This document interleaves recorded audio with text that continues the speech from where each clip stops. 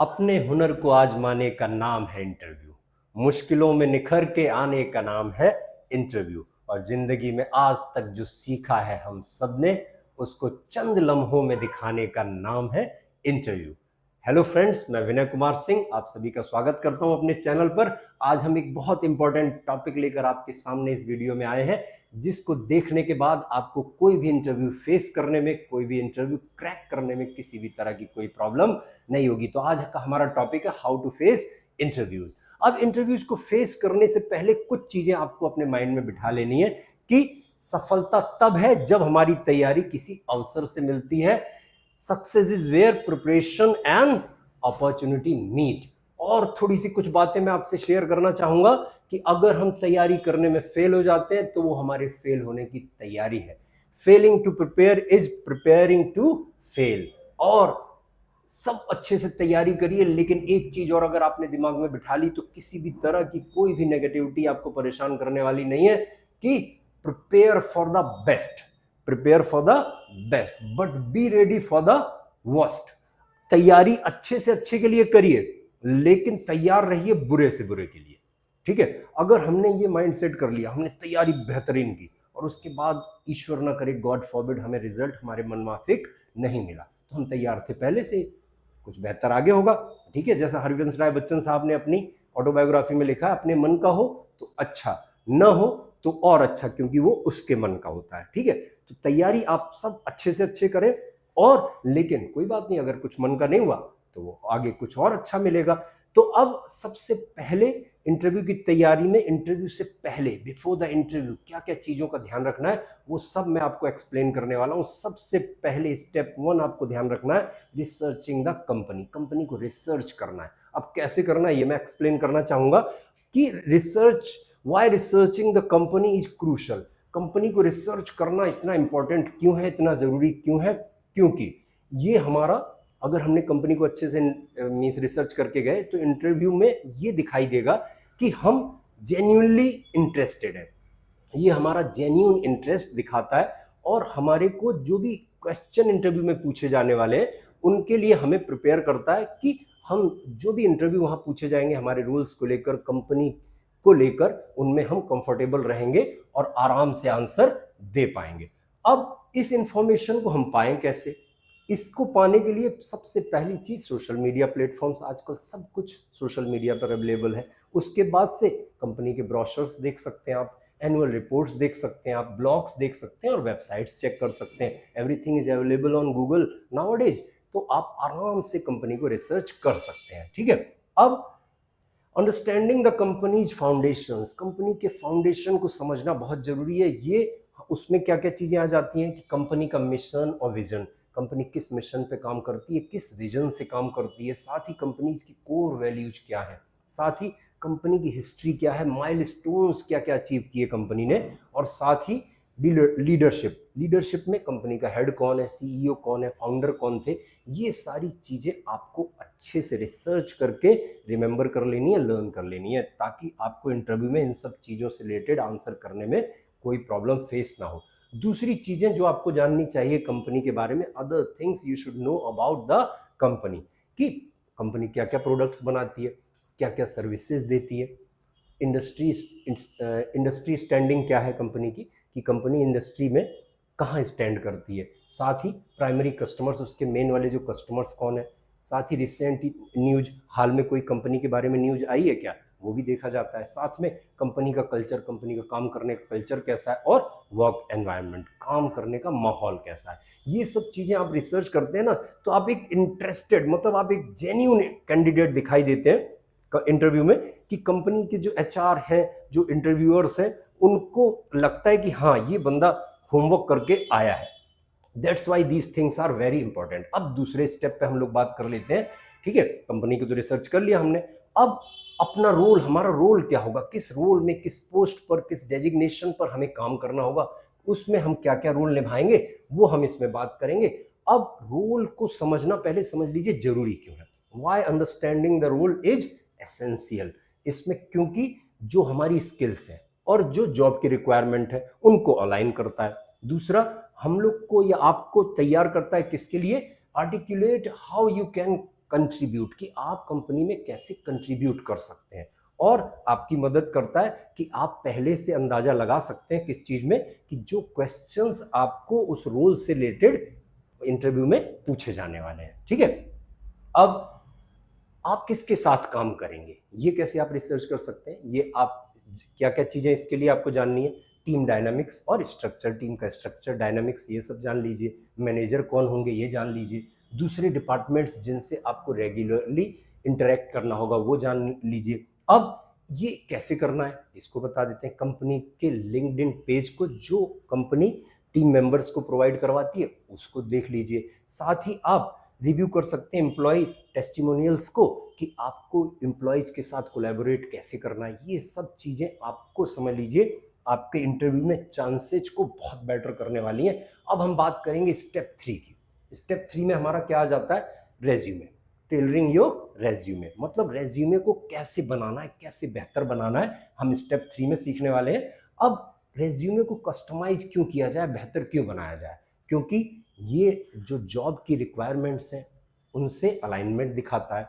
दूसरा, आपके एप्लीकेशन को बाकी कैंडिडेट्स से, रिक्रूटर्स के सामने अलग तरह से, बढ़िया तरह से दिखाता है, और आपके एफर्ट और अटेंशन को दिखाता है कि आप कितने प्रतिबद्ध हैं, कितने आप सीरियस हैं अपने जॉब को करने को लेकर और इंटरव्यू को फेस करने को लेकर। ठीक है, साथ ही अब एक चीज और बहुत इंपॉर्टेंट, इसको ध्यान से समझिएगा, चाहे तो नोट भी कर लीजिएगा, राइट अ कंट्रीब्यूशन स्टेटमेंट। ये अब एक नई टेंडेंसी आई है, एक नया चलन चला है कि लोग अब जो रेज्यूमे में कंट्रीब्यूशन स्टेटमेंट भी लिख रहे हैं। अब उस स्टेटमेंट में क्या लिखते हैं, वो क्लियर और स्पेसिफिक स्टेटमेंट लिखते हैं जो हाईलाइट करता है किसको, कि आप उस रोल में, उस पोस्ट में, उस जॉब में क्या कंट्रीब्यूट कर सकते हो, क्या कंट्रीब्यूट कर सकते हो, मतलब क्या योगदान दे सकते हो।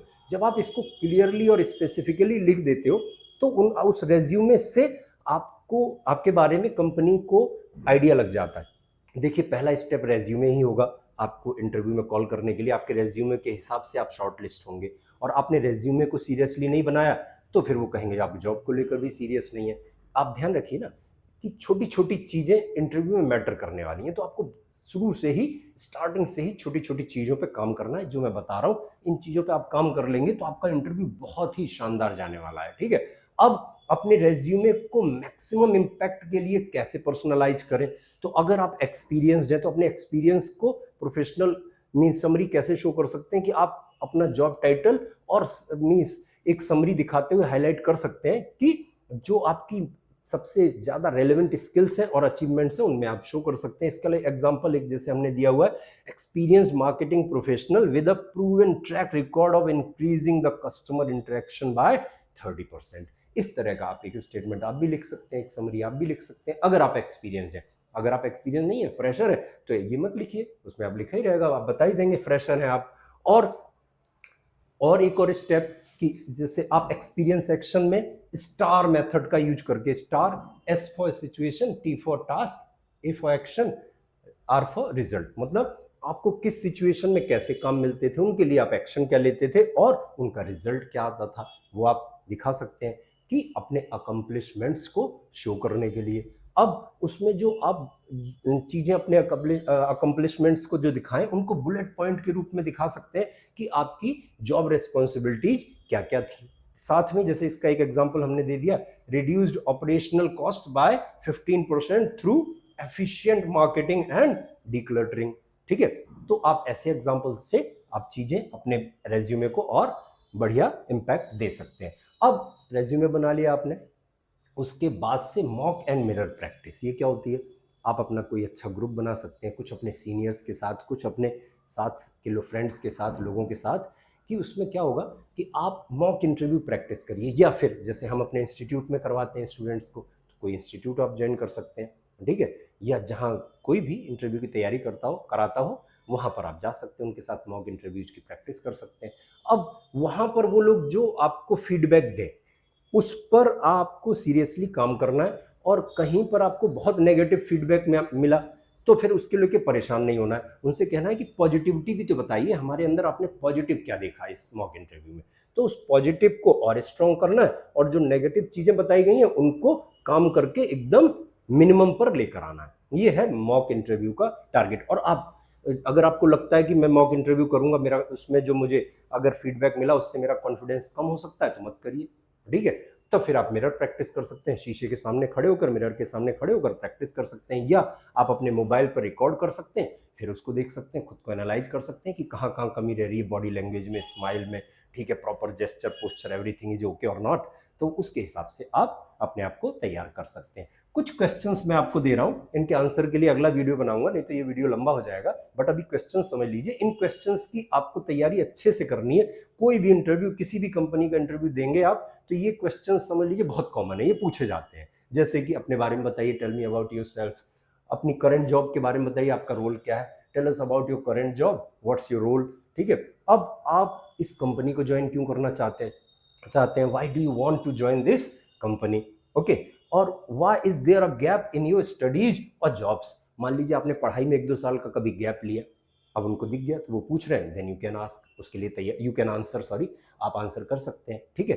अब आपको मान लीजिए जॉब कर रहे थे, आपने 3 साल जॉब करी, फिर 2 साल का गैप ले लिया, कोई पढ़ाई के लिए, कोई डिग्री के लिए, या किसी भी काम के लिए, या घर में कोई प्रॉब्लम हो, तो अगर गैप है तो उसका आंसर तैयार रखिए। अब ये आंसर तैयार करने को मैं क्यों कह रहा हूँ, अगर आप इनके आंसर सोच कर नहीं जाएंगे, तैयार करके नहीं जाएंगे, तो आपने इंटरव्यू में उन्होंने जो कुछ क्वेश्चन पूछा, आपने अपने मन से आंसर दे दिया, फिर आपको बाद में लगेगा इंटरव्यू के बाद में कि अरे मैं इसका आंसर, यार मुझे ये और देना था, तो फिर ये पछतावा ना हो, इसके लिए पहले से तैयारी रखिएगा। क्योंकि इंग्लिश में एक बात कही जाती है, फॉर्च्यून फेवर्स अ प्रिपेयर्ड माइंड, भाग्य जो है तैयार दिमाग का साथ देता है। तो आप जितनी तैयारी जिस चीज के लिए पहले से किए रहेंगे, उतना ही आपका लक, आपका फॉर्च्यून भी आपका साथ देने वाला है, ठीक है। कुछ और क्वेश्चंस ले लेते हैं। Okay, why do you want to leave your current job, आप अपनी करंट जॉब क्यों छोड़ना चाहते हैं। यहाँ एक और बात नोट कर लीजिएगा, दिमाग में एकदम लिख लीजिएगा किसी रजिस्टर, किसी डायरी में, कि जब आप एक जगह जॉब कर रहे हैं और दूसरी जगह स्विच करने की सोच रहे हैं, दूसरी जगह इंटरव्यू देने गए हैं, तो पिछली कंपनी की, पिछले बॉस की, पिछली कंपनी के माहौल की किसी भी तरह से आपको बुराई नहीं करनी, नो, बिग नो। आपने अगर बुराई करी बॉस की, कंपनी की, वहां के माहौल की, तो फिर क्या यहाँ क्या ये लोग सोचेंगे, ये सोचेंगे कि अगर आप यहां से छोड़ के जाओगे तो आगे भी यही बुराई करने वाले हो, ठीक है। तो ध्यान रखिएगा, कई बार हम जो बोलते हैं लोग उसको सुनते हैं, समझते हैं, और जो नहीं बोलते उसको ज्यादा सुनते समझते हैं। और इंटरव्यूअर जितने होते हैं वो बहुत एक्सपीरियंस्ड लोग, बहुत ही इंटेलिजेंट लोग होते हैं, वो ये सब चीजों को, छोटी छोटी चीजों को कैच बहुत करते हैं। तो इसलिए मैं इस वीडियो को ध्यान से देखिए, इसमें जो जो चीजें मैं सिखाने की आपको कोशिश कर रहा हूं उसको इंप्लीमेंट करना है आपको, तब आप देखिए क्या जबरदस्त आपका इंटरव्यू जाएगा। तो इन सब चीजों का आपको ध्यान रखना है, ठीक है। अब इसके बाद what are your strengths weaknesses, आपकी शक्तियां क्या हैं, कमजोरियां क्या हैं, ये आपको तैयार कर लेना है।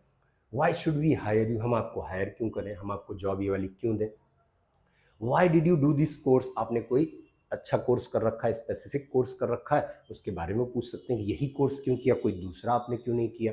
इसके बाद से अगर किसी एग्जाम में आपके मार्क्स कम आए हैं, why are your marks very low in XYZ exam, 10th में, 12th में, ग्रेजुएशन में, PG में, किसी भी एग्जाम में, if you have less marks, low marks, तो आप उसके एग्जाम, उसके आंसर को तैयार रखिए कि सर ये प्रॉब्लम थी, बढ़िया सा आंसर तैयार करके ये मैं फिर अगले वीडियो में आपको क्लियर करूंगा, ठीक है। अब what has been your biggest achievement till date, आज तक की आपके सबसे बड़ी अचीवमेंट क्या है, सबसे बड़ी उपलब्धि क्या है। अगर तो आपकी कोई है तो बता दीजिए, नहीं है तो मना कर दीजिए, sir it is yet to come, अभी ये आने वाली है, अभी मैंने, I haven't achieved anything big yet, मैंने अभी कुछ बड़ा अचीव नहीं किया। कोई आपको ब्रेवरी अवार्ड मिला, कोई कॉलेज आपने टॉप किया, यूनिवर्सिटी टॉप करी हुई है, ठीक है, यूनिवर्सिटी में, कॉलेज में कोई आपने बहुत अच्छा मीन्स परफॉर्म किया किसी चीज़ में, वहाँ पर आपको अवार्ड मिला हुआ है, तो वो सब चीज़ें आप इसमें मेंशन कर सकते हैं, ठीक है।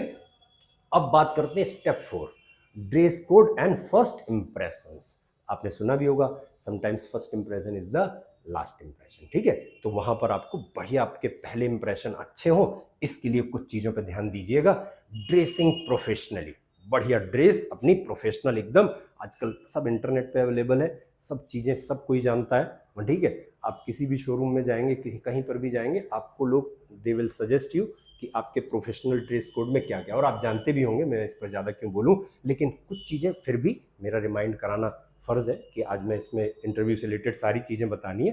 तो सबसे पहली चीज़, आप अपने बालों को नीट रखेंगे, क्लीन रखेंगे, और ड्रामेटिक स्टाइल्स में मीन्स अवॉइड करिएगा। ड्रामेटिक मीन्स समझ ही रहे होंगे आप, ज़्यादा मीन्स दिखाने वाले नहीं। और सेम डे हेयर कट नहीं लेंगे आप, ठीक है। सेम डे शेव तो कर सकते हैं, हेयर कट सेम डे लेना अच्छा नहीं माना जाता। 2-4 दिन पहले हेयर कट करवा लीजिए, आपको अच्छा लगेगा। आप शेव सेम डे, ठीक है। अब मेकअप एंड एक्सेसरीज, ठीक है, ये फीमेल सेक्शन है। फीमेल जो है वो मेकअप को अपना लाइट रखेंगी, इतना कि बस ठीक लगे, बहुत ज़्यादा मीन्स ओवरडू करने की ज़रूरत नहीं है। और ये मेकअप आपका सटल एंड प्रोफेशनल हो, अवॉइड एनीथिंग फ्लैशी, कुछ भी भड़कीला बहुत ज़्यादा कुछ भी करने की ज़रूरत नहीं है। नेल्स आपके ट्रिम्ड हो एंड क्लीन, साफ हो, अवॉइड ब्राइट और चिप्ड नेल पॉलिश। ये फीमेल सेक्शन है, फीमेल को अपने नेल्स पर ये ध्यान देना है, ठीक है। क्लोथ्स आपके वेल फिटेड हो, अच्छी सी फिटिंग के हो, आयरन हो, प्रेस किए हो, एंड फ्री ऑफ स्टेन्स और रिंकल्स, ठीक है, दाग धब्बे से और सिकुड़न वगैरह से फ्री हो, ठीक है, ये आप ध्यान रख लेंगे। अब शूज आपके पॉलिश्ड हो और appropriate for the dress code के हिसाब से अप्रोप्रिएट हो। अब यहाँ एक चीज ध्यान रखिएगा, ये मैं अपने पर्सनल एक्सपीरियंस से बता रहा हूँ, ये आपको कहीं लिखी नहीं मिलेगी, कि इंटरव्यू वाले दिन कोई भी चीज ऐसी मत यूज करिएगा जो आप पहली बार यूज कर रहे हो। जैसे आपने शूज खरीद के लाए, फॉर्मल शूज है, अब इसको मैं इंटरव्यू वाले दिन पहनूंगा, ठीक है, इंटरव्यू वाले दिन नहीं, ऐसी चीज यूज करिए इंटरव्यू वाले दिन जो आप 1-2 दिन पहले, आपको 1-2 बार पहले उसको या यूज कर चुके हो। क्यों मैं ऐसा कह रहा हूं, कि जैसे मान लीजिए आपने शूज लेके आए, कई बार शूज नए नए हमें पिंच करते हैं, काटते हैं, अब इंटरव्यू वाले दिन वो आपको डिस्टर्ब कर रहे हैं, पिंच कर रहे हैं, तो विल यू बी कंफर्टेबल? नहीं, आप कंफर्टेबल नहीं रह पाएंगे। शर्ट आप लेकर आए, शर्ट आपने रख दी कि बिल्कुल ये ब्रांड न्यू शर्ट है, इसको मैंने इंटरव्यू वाले दिन पहनना है, और बाकी आपकी शर्ट्स जो फॉर्मल है वो गंदी पड़ी हैं या फिर तैयार नहीं है, पहनने लायक नहीं है, और उसी शर्ट पर, एक शर्ट पर आपने रख रखा है कि यही शर्ट पहननी, अब उस शर्ट को आपने पहना और वो आपको गले में टाइट हो रही है, टाई पहन नहीं पा रहे आप, तो फिर आपको प्रॉब्लम आ जाएगी। और पहले से अगर आपने वो शर्ट पहनी होती, आप जान रहे होते कि इसकी फिटिंग या प्रॉब्लम इसमें कुछ है कि नहीं है, तो आपको जाने होते। तो इसलिए कोई भी चीज ऐसी मत यूज करिए जो आप पहले यूज नहीं कर पाए, 1-2 बार यूज कर लिए, उसको इंटरव्यू के लिए रखिए, ठीक है। और आप देखिए ना, एक बात और ध्यान रखिएगा, जो हमने 20-22 साल 25 साल में किया होता है, ठीक है, वो हमें दिखाने के लिए 15-20-25 मिनट मिलते हैं। तो आप समझिए उसमें एक एक चीज आपकी बहुत शानदार होनी चाहिए, ताकि इंटरव्यू आपका शानदार जाए और आपके जॉब के चांसेस एकदम बढ़ जाए, ठीक है। तो इन सब चीजों का आपको ध्यान रखना है। अब ड्यूरिंग द इंटरव्यू अगला स्टेप हमारा, कि हम इंटरव्यू में मीन्स पहुंचने वाले हैं, इंटरव्यू के दौरान हमें क्या क्या चीजों का ध्यान रखना है। अब इसमें पहली चीज ध्यान रखिएगा, फर्स्ट इंप्रेशंस मैटर, जो हमारे पहले प्रभाव होते हैं वो मैटर करते हैं। इसके लिए, इसको बेटर बनाने के लिए क्या क्या चीजें करनी है आपको। पहली चीज, वहां पर आप इंटरव्यू वेन्यू पर 10-15 मिनट्स पहले पहुंच जाइए, ठीक है। पहले पहुंचेंगे तो क्या होगा, आप वहां के माहौल को लेकर कंफर्टेबल हो जाएंगे, अपने डॉक्यूमेंट्स को चेक कर लेंगे, अगर उनमें कुछ कमी होगी, ऑर्डर वगैरह ऊपर नीचे होगा तो सही कर लेंगे, ठीक है। पेन वगैरह सब चीज़ें, जो भी ऑफर लेटर, जो सारी चीज़ें आपको इंटरव्यू का लेटर जो भी आया हुआ है वो आप बढ़िया से एक बार रीचेक कर लेंगे। अब जो भी लोग आपसे मिले उनसे बिल्कुल गर्मजोशी से ग्रीट करिए, अभिवादन करिए कि आपसे ज़्यादा कोई कॉन्फिडेंट है नहीं, एकदम खुशी से। और इसके लिए पहला स्टेप है हमारा कॉन्फिडेंट दिखने का, smile. Meet everyone with a smile, सबसे मुस्कुराते हुए मिलिए, ठीक है। तो देखिए आपको कॉन्फिडेंस कितना बढ़ा हुआ लगेगा। अब अपने कॉन्फिडेंस को मेंटेन रखिए, बॉडी और मेंटेन कॉन्फिडेंट बॉडी लैंग्वेज, अपने मीन्स जो बॉडी लैंग्वेज है, शारीरिक भाषा है हमारी, उसको कॉन्फिडेंट रखिए और उसको मेंटेन भी रखिए, ठीक है। अब कम्युनिकेशन स्किल्स, आपको कम्युनिकेशन स्किल्स में क्या क्या ध्यान देना है। पहला, एकदम क्लियरली बोलिए और ज्यादा मीन्स लंबा खींच कर बोलने की कोशिश मत करिए, ठीक है। अब पॉजिटिव लैंग्वेज यूज करिए, नेगेटिव कुछ नहीं बोलना, किसी के बारे में नहीं बोलना। और एक्टिव लिसनिंग रखिए, ध्यान से सुनिए। और ये एक्टिव लिसनिंग आप रखेंगे तो क्या होगा, ये आपके अटेंटिवनेस को दिखाएगा कि आप वहां को लेकर कितने जागरूक हैं, कितना आप ध्यान बढ़िया से दे रहे हैं, ठीक है। अब आगे क्वेश्चंस को आंसर करने में आपको किन किन चीजों का ध्यान देना है। मीन्स इफेक्टिवली आंसर करना है, और मीन्स जब भी आंसर करें तो आप थोड़ा कंसाइज रहें, संक्षिप्त रहें, कम शब्दों में ज्यादा आंसर देने की कोशिश करें, एंड रेलिवेंट, जो क्वेश्चन पूछा गया है उसी से संबंधित आंसर दें, उसी से रेलिवेंट हो, इधर उधर का आंसर करने की जरूरत नहीं है। अब provide examples to illustrate your points, अपने पॉइंट्स को और इलस्ट्रेट करने के लिए कुछ एग्जाम्पल्स भी आप दे सकते हैं। अब अपनी कमजोरियां अगर वो पूछी उन्होंने तो उनको बताइए ईमानदारी से, लेकिन फोकस ऑन इम्प्रूवमेंट। कमजोरी बता दी, ठीक है, लेकिन ये भी बताइए कि उस कमजोरी को दूर करने के लिए मैं उसमें इम्प्रूव करने के लिए भी ये स्टेप ले रहा हूँ, ठीक है। तो ये तो हुआ प्रैक्टिकल आंसर। और सबसे जरूरी बात, ये मैं आपसे बिल्कुल अंडरलाइन करके कहूंगा इसे, बी ऑनेस्ट, ईमानदार रहिए। मैंने जैसे अभी थोड़ी देर पहले कहा था आपको, इंटरव्यूअर्स जितने होते हैं वो बहुत एक्सपीरियंस्ड होते हैं और बहुत ही इंटेलिजेंट होते हैं, तो वो आपकी छोटी छोटी चीज़ों को कैच करेंगे। फिर आप कुछ भी ऐसा मत आंसर करिएगा जो आपके किसी पिछले आंसर को कॉन्ट्राडिक्ट करता हो, ठीक है, कि आपने पहले कुछ कह दिया फिर दोबारा आंसर कुछ दे रहे हैं, तो उससे उन्हें लग रहा है कि पहले तो कुछ बोले थे अब कुछ बोले थे। और रेज्यूमे वगैरह आपको ध्यान से पढ़ लीजिएगा, सब चीज़ें जो रेज्यूमे में लिखी हैं उसी हिसाब से आंसर करिएगा। पता चले रेज्यूमे में लिखी है आपकी हॉबी लिसनिंग टू म्यूजिक और आप बोल रहे हैं वहां पर प्लेइंग क्रिकेट, ठीक है, तो इससे भी इंप्रेशन अच्छा नहीं पड़ेगा। तो ये सब चीजें आपको बहुत बारीकी से ध्यान देनी है। और ऑनेस्ट, जो जिस भी क्वेश्चन का आंसर नहीं आ रहा, आपको आंसर नहीं दे सकते, you are not able to answer that question, any particular question, तो आप कह दीजिए sorry sir I don't know the answer of this question, ठीक है, आराम से कह दीजिए ऑनेस्टली। और अगर आप इंग्लिश में कंफर्टेबल है then answer in English, okay. English में कंफर्टेबल किसी क्वेश्चन में नहीं हो पा रहे हैं हिंदी में, तो आप कह दीजिए सर मैं आई स्पीक हिंदी। और ध्यान रखिए ज्यादातर जॉब्स में इंग्लिश की बेसिक नॉलेज मांगी जाती है कि आप इंग्लिश को समझ पा रहे हैं कि नहीं, चीज़ों को डील कर पाएंगे नहीं। कुछ ही जॉब्स ऐसी हैं जिनमें इंग्लिश की नॉलेज बहुत अच्छी होनी चाहिए, जैसे इंटरनेशनल कॉल सेंटर है, उनमें अगर आपकी जॉब लगनी है तो वहाँ पर इंग्लिश का लेवल आपके बहुत अच्छा होना चाहिए। तो ये मैं आपको कह चुका हूँ कि जॉब के हिसाब से जो जो स्किल्स रिक्वायर्ड है उनको अपने अंदर डेवलप करने की कोशिश करिए, ठीक है, उनको उन पर काम करके उनको और बेहतर बनाने की कोशिश करिए। और बी ऑनेस्ट, है ना, ऑनेस्टी से सारे आंसर करिए, ठीक है। अब इसके बाद से body language awareness, body language के प्रति जागरूक रहिए। बॉडी लैंग्वेज क्या है, हमारी जेस्चर और पोस्चर, ठीक है। अब इसमें क्या रखना है ध्यान, आई कांटेक्ट मेंटेन करके रखिए सबसे प्रॉपर, ना तो किसी को घूर के देखनी है, ना नजरें चुरा के देखनी है, सबको आराम आराम से। मान लीजिए 4 इंटरव्यूअर्स बैठे हुए हैं, ठीक है, अब किसी एक ने क्वेश्चन पूछा तो आपको उनको देखकर आंसर करना है, बीच बीच में बाकी लोग को देख लेना। ये नहीं कि जिसने क्वेश्चन पूछा बस उसी को देख के आंसर कर रहे हैं, बाकी को देख ही नहीं रहे। इससे मैसेज क्या जाएगा, इससे मैसेज जाएगा जिससे आपको काम होता है बस उसी से काम रखते हैं, बाकी किसी पे ध्यान नहीं देते। लेकिन बैलेंस होने का नाम जिंदगी है, बैलेंस्ड होने का नाम लाइफ है। तो आप सबको देखते रहेंगे तो ये आपका प्रॉपर आई कांटेक्ट दिखाएगा, आपकी बॉडी लैंग्वेज को अच्छा रखेगा। साथ में स्लाउचिंग, ठीक है, स्लाउचिंग या ये सबको करने से बचिए, ये सब नहीं, ठीक है। क्रॉसिंग आर्म्स इनसे भी बचिए, और आगे करके बैठ के झुक के बैठ गए इनसे भी बचिए। अब स्माइल करते रहिए बीच बीच में, and not to show engagement. आप बीच में वो लोग बोल रहे हैं उनको सुनते हुए यस सर यस सर हल्का सा सिर हिलाते रहिए। इससे आपको क्या जाएगा कि आप उसमें जो चल रहा है उसमें एंगेज्ड है प्रॉपरली, ठीक है, आप किसी भी तरह से वहां से डिटैच नहीं है, आप बिल्कुल अटैच्ड हैं, बिल्कुल जो भी चल रहा है उसमें एंगेज्ड है। तो इसमें आपको ये ध्यान रखना है। अब स्टेइंग काम एंड कॉन्फिडेंट, शांत रहिए और आत्मविश्वास से भरे हुए रहिए, ठीक है। पूरे इंटरव्यू भर जिन क्वेश्चंस का आंसर नहीं आता, ठीक है, उनको आपने कह देना है कि sorry sir I don't no. और मैं एक आईपीएस यंगेस्ट बने थे सफीन हसन ऐसी करके कुछ नाम है उनका, गुजरात के, तो उनका मैं एक वीडियो देख रहा था, उसमें वो कह रहे हैं कि आप 10 क्वेश्चंस में से 9 क्वेश्चंस का आंसर करो कि सॉरी आई डोंट नो, लेकिन वो आंसर आप कैसे कर रहे हो ये डिपेंड करेगा, ये मींस डिसाइड करेगा कि आपको जॉब के लिए एलिजिबल माना जाएगा कि नहीं। तो इन सब चीजों का ध्यान रखना है आपको, मतलब शांति से और कॉन्फिडेंटली आपको आंसर करना है। अब इसके लिए आप डीप ब्रीदिंग की प्रैक्टिस कर लीजिए इंटरव्यू से पहले, ठीक है, और नॉर्मली भी योग प्राणायाम आप करेंगे तो आपको घबराहट होगी नहीं, आप कॉन्फिडेंट बने रहेंगे हमेशा हर सिचुएशन में। अब आंसर उन्होंने क्वेश्चन कर लिया, अब आपको आंसर करना है, तो थोड़ा सा 1 सेकंड के लिए सोच लीजिए, सोच कर आंसर दीजिए। आपने 2 सेकंड 3 सेकंड लेकर सही आंसर करना ज्यादा अच्छा है, बजाय आपने तुरंत आंसर दिया और वो आंसर गलत निकला, ठीक है। तो सोच समझ कर आंसर करिए। अब जो कॉन्वर्सेशन चल रहा है, बातचीत जो चल रही है उस पर फोकस करिए, ना कि आउटकम पे, कि इस कॉन्वर्सेशन इस इंटरव्यू के बाद होगा क्या, मैं सेलेक्ट होऊंगा कि नहीं, मेरा सिलेक्शन होगा कि नहीं, कहीं मैं रिजेक्ट तो नहीं हो जाऊंगा। ये सब चीजें दिमाग में बाहर, एकदम बढ़िया से जो चल रहा है प्रोसेस एंजॉय करिए, उस पर फोकस करिए, जो होगा देखा जाएगा, ठीक है। चलिए अब इसके बाद से आफ्टर द इंटरव्यू, इंटरव्यू के बाद वाली चीजें, ठीक है। अब हमने इंटरव्यू दे दिया, इंटरव्यू हमारा खत्म होने को है, ठीक है।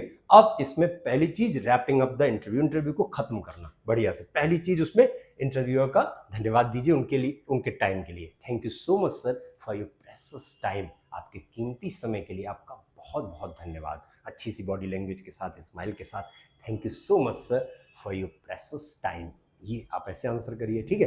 फिर उनसे कंफर्म कर लीजिए कि हायरिंग प्रोसेस का अगला स्टेप क्या होगा। उसके बाद से फिर बढ़िया से एकदम सकारात्मक पॉजिटिव नोट के साथ, मतलब पॉजिटिव इम्पैक्ट के साथ फिर इंटरव्यू से निकलिए। अगर उन्होंने हैंडशेक ऑफर किया है तो हैंडशेक करिए, नहीं अदरवाइज चलते में आप जो भी बोल रहे हैं, रात में इंटरव्यू खत्म हुआ है तो गुड नाइट बोल के have a nice time sir, okay, smile करते हुए आप बिल्कुल पॉजिटिव तरीके से आपको इंटरव्यू को खत्म करना है।